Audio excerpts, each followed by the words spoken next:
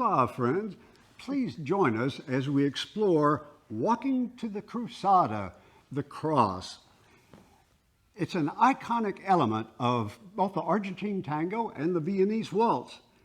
But how did it come about? Did somebody say, oh, I think it might be fun to cross feet? No. No. As so often happens, it was an outcome of necessity.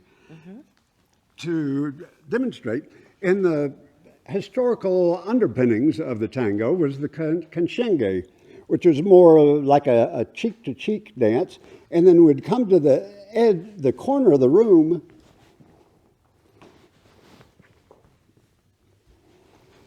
The leader is on the inside, and the follower is on the outside. The follower has further to go, so they've got to take a shortcut to catch up and get back in front of the leader. So let's break down the footwork for walking to the cruzada. I am going to place my back to the camera so that way you can follow along as you are learning the follower's footwork. Again, we recommend that everybody work on both sides of the coin before you put it together in partnership. So as we get started, we're going to start off, Arjun's just going to walk in line.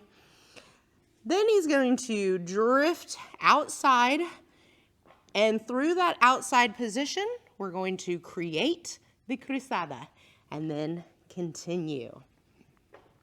Okay, so to take that right to the camera so you can follow along, we're going to do 2 steps. Let's back up and make sure we have room. There we go. So we are drifting outside partner. One thing that I want you to notice Arjun's nice dissociation, that we are still keeping our center lights towards one another. It is because of this dissociation, this wind up, that I am encouraged to cross. So he is going to begin unwinding the dissociation as we arrive onto my right foot. We are going to complete the unwind to face the line of dance.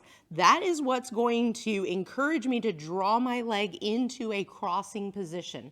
Notice that I'm crossing my feet nice and tight next to one another. And notice that upon the initial crossing, I have my heel up on the ground. This is because I haven't fully committed to this crossing foot. I want to leave options open for my leader to possibly do other things. And if I immediately commit to that movement, I've cut off all of those options to my partner. I don't like doing that. However, when we finish the cruzada, I am going to feel that wind up in intention that Arjun's going to give me to let me know that we are going to begin walking again.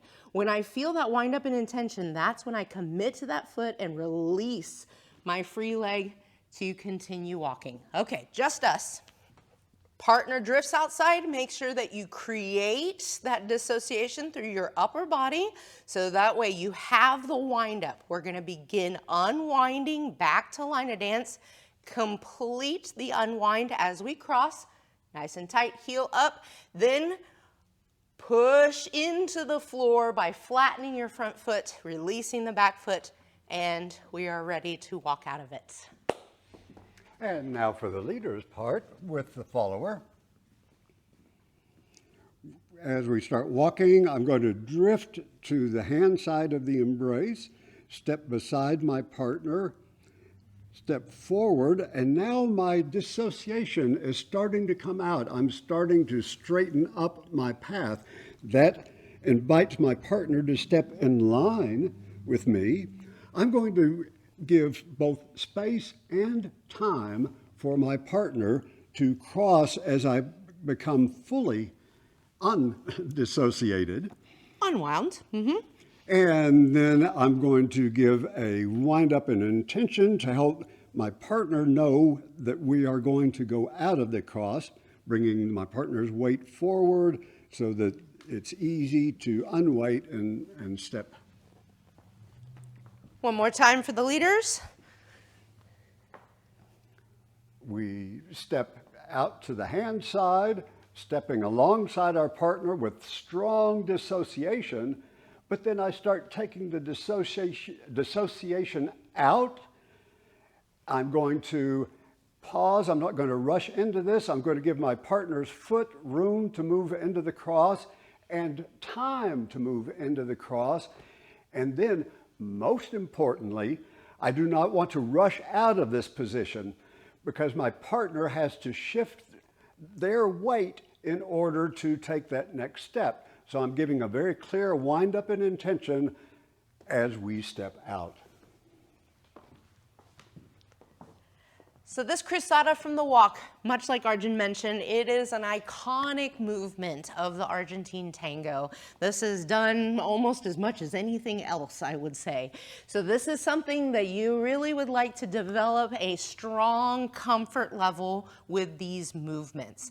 And it is just as important as you are practicing that you, again, practice both sides of the equation, because oftentimes leaders, when you realize how precarious this crossing position can be for the followers, it gives a little sympathy for what it is that you are leading them to do, and it helps you to remember those hints that Arjun was giving you as far as allowing space and time for that to happen. Yes, and then when we're talking about both, we're talking about both sides of the embrace.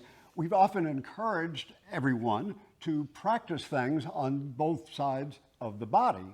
In this case, it's a little, it is definitely challenging to try to do it to the arm side of the embrace, which is called by many the closed side of the embrace or close side of the embrace. Because we are so close, we don't have the room for the cross unless we really open up the embrace. And even then, it's kind of challenged because we're just not used to it. It's not used that much. So once you are comfortable practicing that, you've gotten that movement into your body, click on that next button, and we'll see you for the next exploration. Until then, abrazos. Abrazos.